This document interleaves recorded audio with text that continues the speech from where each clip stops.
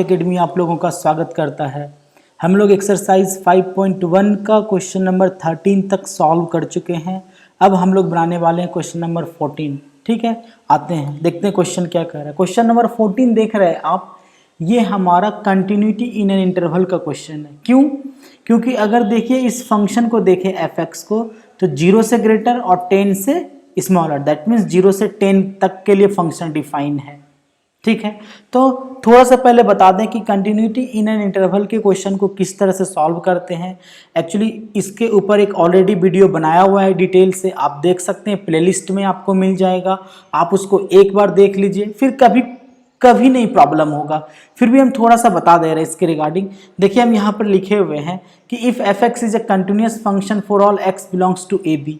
अगर किसी interval a b में कंटिन्यूस है तो कंडीशन क्या है कि f x must be continuous for all x belongs to open interval a b में पहले कंटिन्यूस होना चाहिए।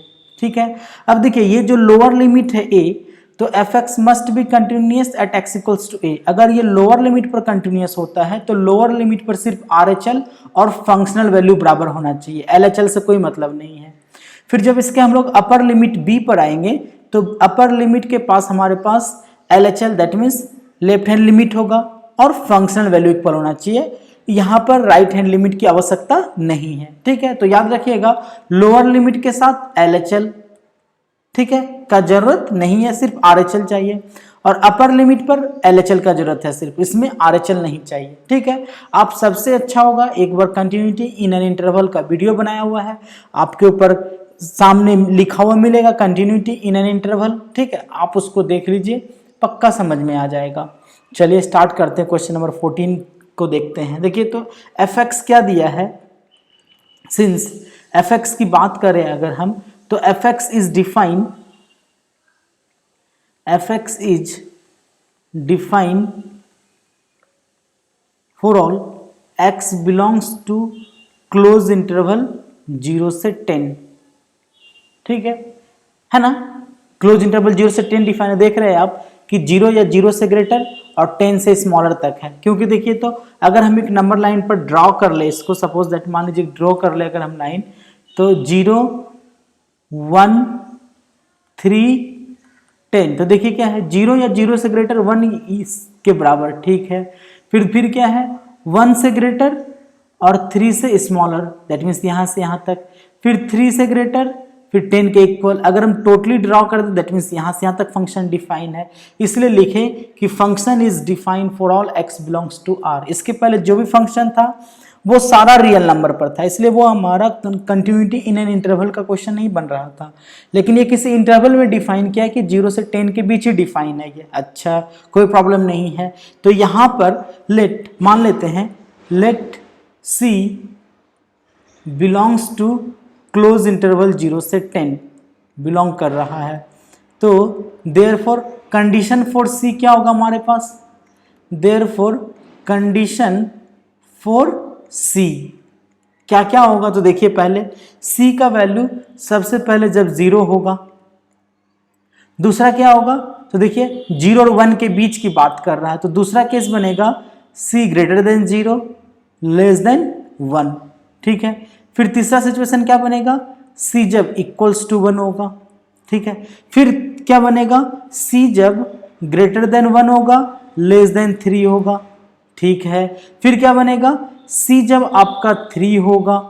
ठीक है, फिर क्या बनेगा, ध्यान दीजिएगा, फिर बनेगा आपका जब सी ग्रेटर देन 3 तो लेस देन क्या होना चाहिए 10 होगा, और जब सी का वैल्यू 10 होगा। यानी कि इतना कंडीशन सी के साथ पॉसिबल है। तो केस 1 को लेकर के चलते हैं। ठीक है, केस 1, ठीक है, इफ सी इक्वल्स टू 0, तो सी इक्वल्स टू 0 की बात करें अगर, तो सी तो लोअर लिमिट है, लोअर लिमिट है तो सी पर क्या एग्जिस्ट करेगा, आर एच एल और फंक्शनल वैल्यू। ठीक है, तो देयरफॉर f0 निकाल ले पहले, तो f0 मतलब 0 के बराबर, जब 0 के बराबर तो फंक्शन का वैल्यू 3 है, दैट मीन्स ये क्या हो जाएगा 3। फिर आर एच एल एग्जिस्ट करेगा and R H L at x equals to 0 क्या हो जाएगा, limit of f x as x tending to 0 plus, 0 plus मतलब 0 से ग्रेटर जीरो से ग्रेटर में फंक्शन का वैल्यू क्या है 3। ओके, तो ये क्या हो जाएगा, limit of 3 as x tending to 0 plus, तो इसका वैल्यू क्या हो जाएगा 3। तो देखिए जीरो एक्चुअली हमारा लोअर लिमिट था, देख रहे हैं कि लोअर लिमिट है, तो जीरो पर LHL की जरूरत नहीं है हम लोगों को, जीरो पर LHL एग्जिस्ट नहीं करेगा हमारा, सिर्फ फंक्शन वैल्यू और RHL ही एग्जिस्ट करेगा। और देख रहे हैं यहाँ से कि सिंस क्या एग्जिस्ट कर रहा है, limit of fx as x tending to 0 plus is equals to f0, ठीक है। तो therefore function is continuous, therefore function is continuous at x equals to 0, ठीक है, कोई प्रॉब्लम नहीं है। अब केस 2 की बात करते हैं हम लोग, ठीक है। केस 2 क्या बनेगा, केस 2 बनेगा जब c 0 और 1 के बीच हो। तो देखिए, तो इफ c ग्रेटर देन 0 और लेस देन 1 हो तब क्या होगा। तो देखिए, तो देयरफॉर fc, तो fc की अगर बात करें तो 0 और 1 के बीच में fc की बात करें तो 0 और 1 के बीच में जो वैल्यू आएगा वो हमारा इसमें आएगा। तो 0 और 1 के बीच में fx का वैल्यू क्या हो रहा है 3, तो fc का वैल्यू क्या हो जाएगा 3, कोई प्रॉब्लम नहीं है।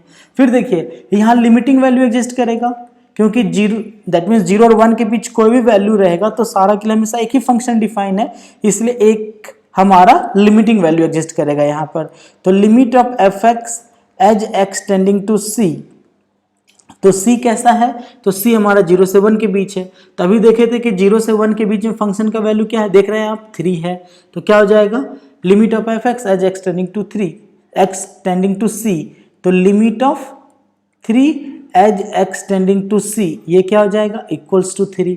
अब देखिए फिर therefore limit of fx as x tending to c is equals to fc for all c greater than 0 less than 1। तो therefore fx is continuous, fx is continuous for all x greater than 0 less than 1 के लिए continuous है। अब case 3 क्या होगा, जब c का value 1 के बराबर हो, ठीक है। तो देखिए, तो इफ केस 3 की बात करते हैं हम लोग, ठीक है। तो केस 3 हो गया हमारा if c is equals to 1, ठीक है। अब देखिए c जब 1 के इक्वल है तो देयरफॉर पहले fc निकाल लेते हैं हम लोग। तो fc क्या हो जाएगा हमारा f1 क्या हो जाएगा, c जब 1 के बराबर हो, 1 के बराबर हो तो फंक्शन क्या है 3, तो दैट मीन्स f1 का वैल्यू हो गया 3।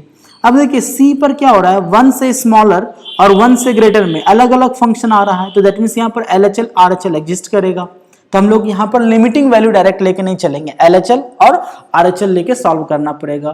तो therefore LHL at x equals to 1 क्या हो जाएगा, limit of fx as x tending to 1 plus, 1 plus मतलब 1 से ग्रेटर, तो 1 से ग्रेटर में फंक्शन का वैल्यू क्या आप देख सकते हैं, क्या है 4। अच्छा, एक्चुअली LHL है तो 1 प्लस नहीं होगा, 1 माइनस होगा, ठीक है, 1 माइनस होगा। तो 1 माइनस मतलब 1 से छोटा, तो 1 से छोटा में फंक्शन का वैल्यू क्या है 3, तो दैट मीन्स ये कितना हो जाएगा, limit of 3 as x tending to 1 minus, तो इसका वैल्यू कितना हो जाएगा हमारा 3। फिर देखिए, फिर एंड RHL की बात करने वाले हैं हम लोग। RHL at x equals to 1 क्या हो जाएगा, therefore limit of fx as x tending to 1 plus, 1 plus की बात करेंगे तो 1 से ग्रेटर, 1 से ग्रेटर में फंक्शन का वैल्यू क्या आप देख सकते हैं 4। अच्छा, तो ये क्या हो जाएगा, limit of 4 as x tending to 1 plus, तो इसका वैल्यू क्या हो जाएगा 4 ही हो जाएगा। आप देख सकते हैं कि फंक्शन वैल्यू LHL तो इक्वल है, लेकिन LHL RHL आपस में इक्वल नहीं है। तो since LHL not equal to RHL, तो therefore fx is not continuous f x is not continuous at x equals to 1, ठीक है। अच्छा, अब केस 2 क्या कह रहा था कि अच्छा f x is not continuous for x equals to 1, case 3 था ये, ठीक है। अब केस 4 की बात करने वाले हैं हम लोग। तो केस 4 क्या हो जाएगा, जब c आपका 1 और 3 के बीच में हो, ठीक है। तो केस क्या हो जाएगा, ये केस 4, ये हमारा केस 3 था, तो ये हो जाएगा हमारा केस 4, ठीक है। If c greater than 1 less than 3, तो देयरफॉर ये क्या हो जाएगा एफ सी। तो c कैसा है भाई, 1 और 3 के बीच है, तो 1 और 3 के बीच में फंक्शन का वैल्यू क्या आ रहा है 4, दैट मीन्स यहाँ पर एफ सी का वैल्यू हो जाएगा 4। अब देखिए 1 और 3 के बीच में फंक्शन का वैल्यू तो हमेशा 4 ही रहेगा, तो दैट मीन्स यहाँ पर फंक्शनल वैल्यू एग्जिस्ट करेगा। तो therefore limit of f x as x tending to c, क्या हो जाएगा ये, limit of 4 as x tending to c is equals to 4। लिख सकते हैं कि therefore limit of f x as x tending to c is equals to f c for all c greater than 1 less than 3। अच्छा, तो देयरफॉर क्या जाएगा, so f x is continuous, so f x is continuous for all क्या, x greater than 1 less than 3, ठीक है, कोई problem नहीं है। अब देखिए तो केस 4 हो गया। केस 5 क्या होगा हमारा, केस 5 होगा जब c का वैल्यू 3 हो, ठीक है। तो केस 5 ध्यान दीजिएगा, इफ c इक्वल्स टू 3, ठीक है, तो देयरफॉर एफ सी मतलब क्या हो जाएगा f3, ठीक है। तो f3 का वैल्यू क्या है, जब 3 के बराबर है तब क्या हमारा वैल्यू इसका 5 है। अच्छा, तो दैट मीन्स f3 का वैल्यू यहाँ क्या हो जाएगा 5। अब देखिए अगर 3 पर बात करें हम लोग, तो 3 से स्मॉलर के लिए अलग फंक्शन डिफाइन है, 3 से ग्रेटर के लिए अलग फंक्शन डिफाइन है। तो इसका मतलब यहाँ पर LHL RHL का कंसेप्ट होगा। तो LHL at x equals to 3 क्या हो जाएगा, limit of f x as x tending to 3 minus, 3 minus मतलब 3 से छोटा। तो आप देख सकते हैं कि 3 से छोटा में, 3 से स्मॉलर में फंक्शन का वैल्यू क्या है 4। तो दैट मीन्स इसका वैल्यू यहाँ पर लिमिट ऑफ 4 हो जाएगा as x tending to 3 minus, इसका वैल्यू क्या हो गया हमारे पास 4। तो RHL निकालने का जरूरत ही नहीं है, क्योंकि हम लोग देख रहे हैं कि FC दैट मीन्स F3 का वैल्यू 5 आ गया और F3 माइनस LHL का वैल्यू 4 आ गया है। तो यहाँ लिख सकते हैं कि since limit of f x as x tending to 3 minus not equal to F3, therefore f x is not continuous, f x is not continuous at x equals to 3, ठीक है। दैट मीन्स ये हो गया हमारा case 5। अब case 6 क्या होगा, तो निश्चित है कि 3 से ग्रेटर होगा, 3 से ग्रेटर और 10 के बीच होगा। चलिए आते हैं नेक्स्ट हमारा case 6। Case 6, if c greater than 3 less than 10 होगा, तो देयरफॉर एफ सी का वैल्यू क्या होगा, तो 3 और 10 के बीच है, तो 3 और 10 के बीच देख सकते हैं आप क्या है, 3 और 10 के बीच 5 है। तो दैट मीन्स एफ सी का वैल्यू क्या हो जाएगा 5। अब देखिए 3 और 10 के बीच में एफ एक्स का वैल्यू एक ही है, सिर्फ 5 है ना। तो देयरफॉर क्या हो जाएगा, therefore limit of f x as x tending to c, तो यहाँ पर भी एफ एक्स का वैल्यू क्या होगा 5 as x tending to c, तो ये किसके बराबर हो जाएगा 5 के बराबर। अब लिख सकते हैं, ठीक है। तो so f x is continuous, f x is continuous, ठीक है, for all x greater than 3 less than 10। चलिए कोई प्रॉब्लम नहीं है। अब देखिए तो एक लास्ट बचेगा जब c हमारा 10 के इक्वल होगा, है ना, लास्ट केस। तो देखिए तो केस ये था हमारा 6, केस 7, केस 7, ठीक है। इफ c इक्वल्स टू 10, तो ये तो हमारा जो क्वेश्चन है वो कंटिन्यूटी इन एन इंटरवल का क्वेश्चन है और ये हमारा अपर लिमिट है, तो अपर लिमिट पर LHL और फंक्शनल वैल्यू एग्जिस्ट करेगा। दैट मीन्स 10 पर सिर्फ LHL और फंक्शनल वैल्यू एग्जिस्ट करेगा। तो आगे बढ़ते हैं हम लोग। तो देयरफॉर F10 की बात कर रहे हैं, FC लिख सकते हैं कि FC किसके बराबर हो जाएगा, F10। तो F10 मतलब 10 के इक्वल, तो 10 के इक्वल वैल्यू क्या है, 5। अच्छा, तो F10 का वैल्यू क्या हो जाएगा, 5। फिर एंड यहाँ क्या एग्जिस्ट करेगा, लोअर अपर लिमिट है तो यहाँ एग्जिस्ट करेगा LHL। तो therefore LHL at x equals to 10 क्या हो जाएगा, limit of fx as x tending to 10 minus, तो 10 माइनस में fx का वैल्यू क्या हो रहा था, 10 से छोटा, तो आप देख सकते हैं 10 से छोटा में 5 है, तो क्या हो जाएगा ये limit of 5 as x tending to 10 minus, तो ये इक्वल्स टू क्या हो जाएगा 5, ठीक है। अब देखिए, अब हम लोग क्या देख रहे हैं ऊपर से कि 10 यहाँ से, चलिए एक स्टेटमेंट लिख सकते हैं कि therefore fx is continuous at x equals to 10, ठीक है। तो from above we find that fx is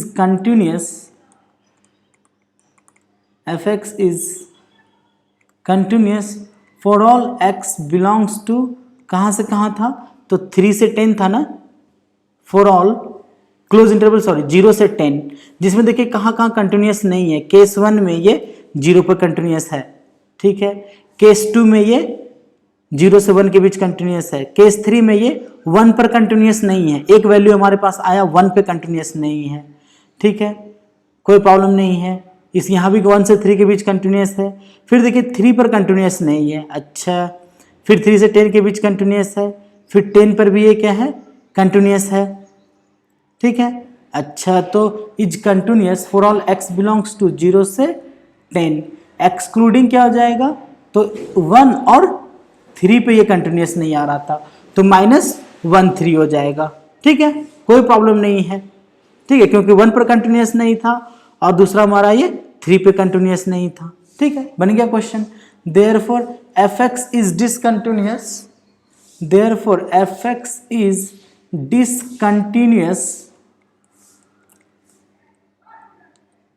eight x equals to 1 और 3, कोई प्रॉब्लम नहीं, ठीक है। सिर्फ क्या हुआ, थोड़ा सा लेंदी चल रहा है, थोड़ा सा स्टेप चल रहा है, लेकिन है आसान और बनाने का मेथड ही यही है, क्योंकि इससे सारा डिटेल सॉल्यूशन है हमारा, इसमें कुछ भी नहीं छोड़ रहे हैं हम लोग। ओके, चलिए ये हो गया क्वेश्चन नंबर 14 कंप्लीट। अब बात करते हैं एक क्वेश्चन नंबर 15 का।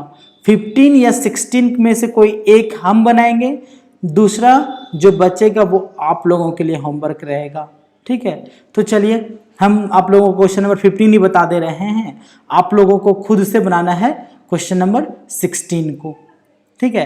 पहले ये देख लीजिएगा कि क्वेश्चन नंबर 16 जो है वो कहाँ से कहाँ डिफाइन है, ये देख लीजिएगा।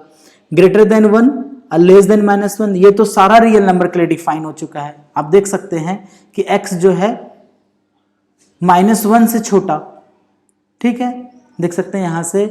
अगर इसकी भी बात करें तो x आपका 0 से छोटा और 1 से ग्रेटर और 0 से 1 के बीच, दैट मीन्स ये तो कंटिन्यूटी इन एन इंटरवल का क्वेश्चन नहीं रहा, ये किसका क्वेश्चन बन चुका है, ये बन चुका है सारा रियल नंबर का।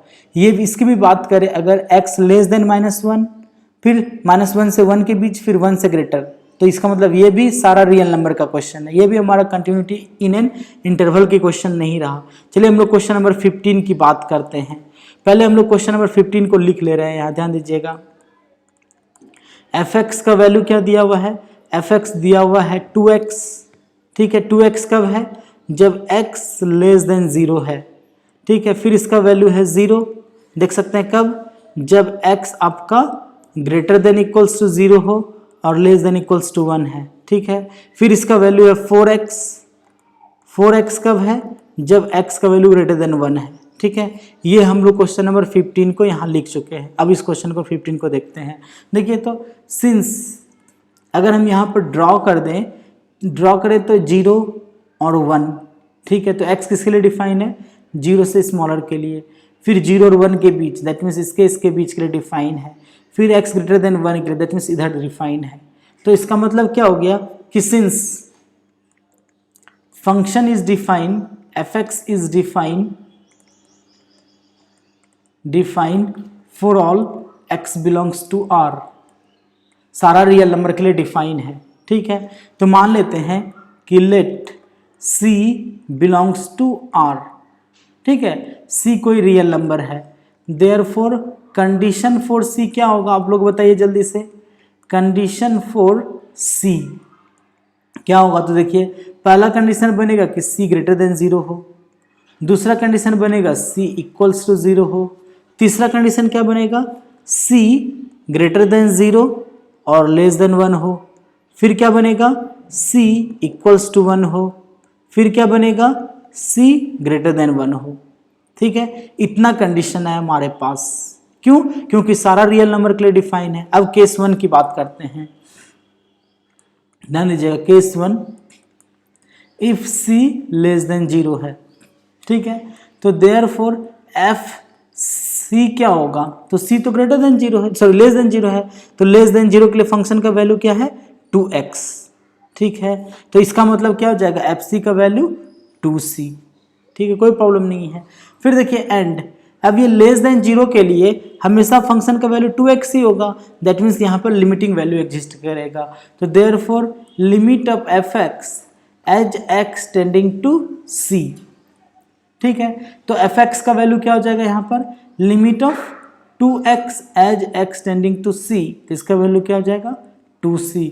अब देखो तो since limit of f x as x tending to c is equals to f c for all c less than 0, तो देयरफॉर क्या हो गया, therefore f x is continuous, f x is continuous for all x less than 0, ठीक है। फिर case 2 की बात कर रहे हैं इसका हम लोग, ठीक है।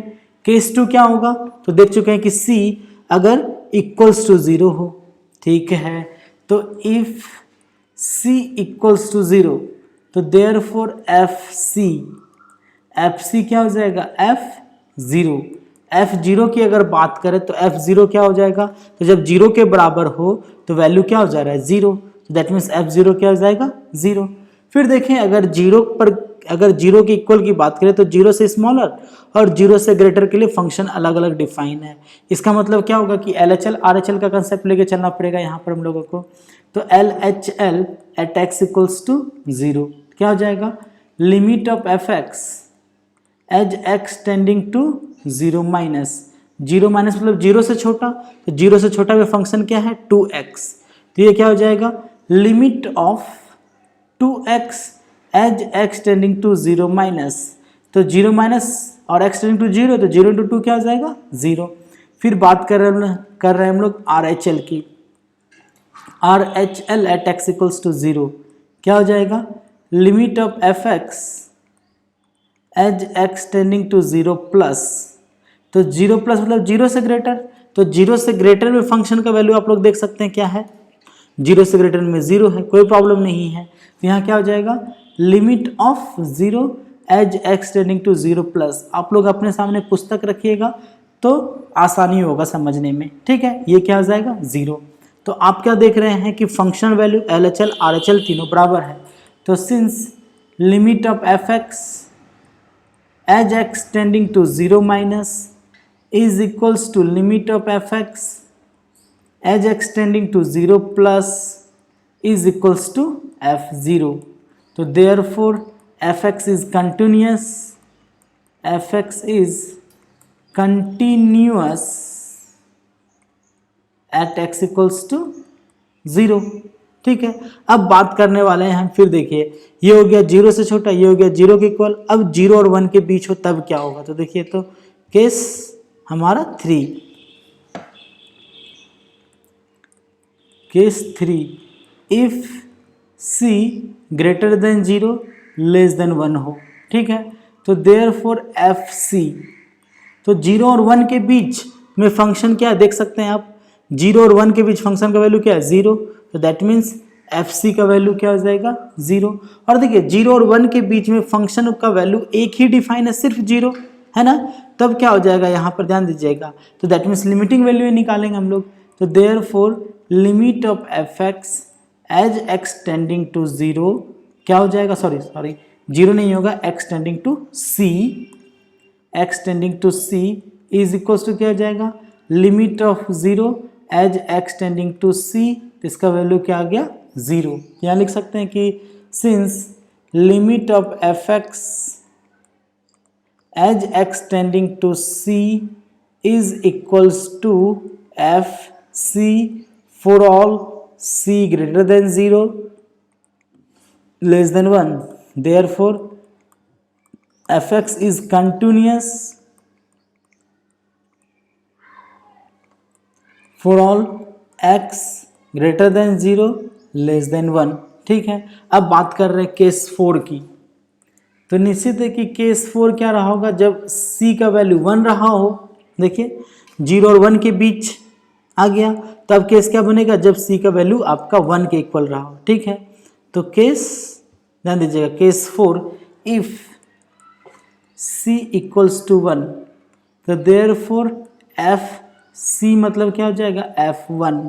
तो f1 किसके बराबर होगा, तो देख सकते हैं आप यहाँ से, अब जब 1 के बराबर है तो 0 है, दैट मीन्स ये क्या बन जाएगा आपका f1 0।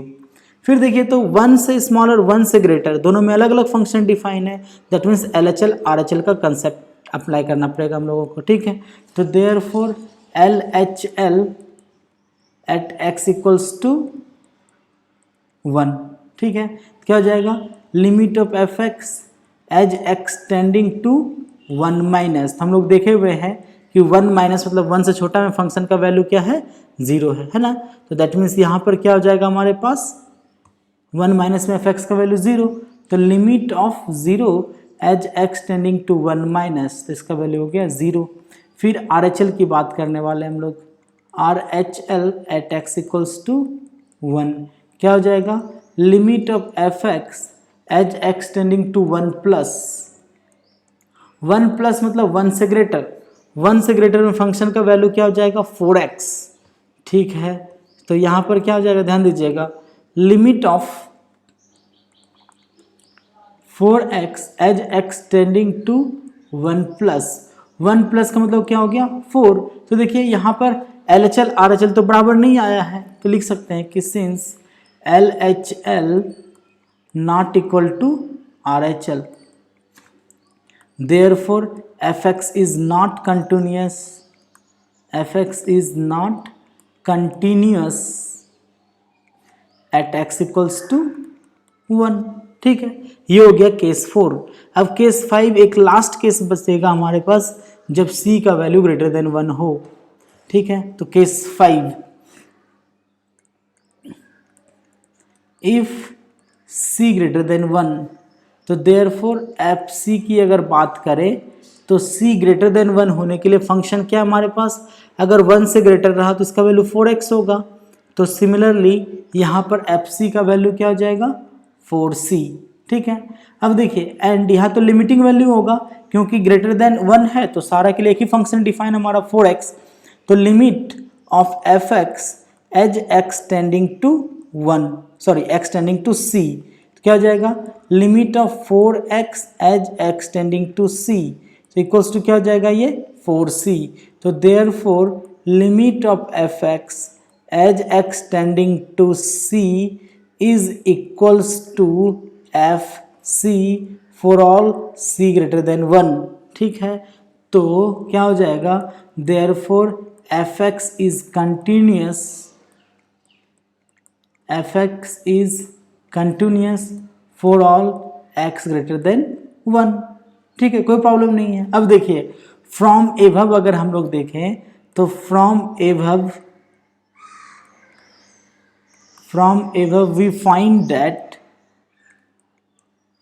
we find that fx is continuous for all x belongs to R minus किसके किसके लिए, तो देखिए 1 से ग्रेटर के लिए कंटिन्यूस है, 1 पे कंटिन्यूस नहीं है। अच्छा फिर देखिए तो आगे जब बढ़े तो 0 और 1 के बीच भी कंटिन्यूस है, फिर आगे बढ़े तो 0 पर भी कंटिन्यूस है, ठीक है। फिर देखते हैं अगर तो 0 से स्मॉलर के लिए भी कंटिन्यूस है, ठीक है। तो अब यहाँ से एक बात समझ में आया है कि सिर्फ ये 1 पर कंटिन्यूस नहीं है, तो इस continuous for all x belongs to r minus 1, that is fx इज डिसकंटिन्यूस, fx इज discontinuous at x equals to 1। Okay, बन गया क्वेश्चन हमारा। तो ये रहा आपके सामने क्वेश्चन नंबर 14 और 15, ठीक है। क्वेश्चन नंबर 16 ये भी सारा रियल नंबर पर डिफाइन है, दैट मीन्स ये क्वेश्चन नंबर 15 के जैसा बनेगा, ठीक है। तो आप लोगों के लिए ये होमवर्क रहा क्वेश्चन नंबर 16, ठीक है। हम लोग फिर अब आगे मिलेंगे तो हम लोग बात करेंगे क्वेश्चन नंबर 17 के आगे। आप लोग से बन सकता है, श्योर बनेगा, आप लोग खुद से बनाइए इसको, नहीं तो फिर हम लोग क्वेश्चन नंबर 17 से सॉल्यूशन को देखेंगे, ठीक है। आशा करते हैं कि आप लोगों को अच्छा लगा होगा, पसंद आया होगा। अच्छा लगा हो तो लाइक ज़रूर कीजिएगा, और अगर अभी तक सब्सक्राइब नहीं किए तो प्लीज़ सब्सक्राइब कर लें। मिलते हैं फिर हम लोग नेक्स्ट वीडियो में। चलिए पढ़ते रहिए, खुश रहिए, बाय बाय।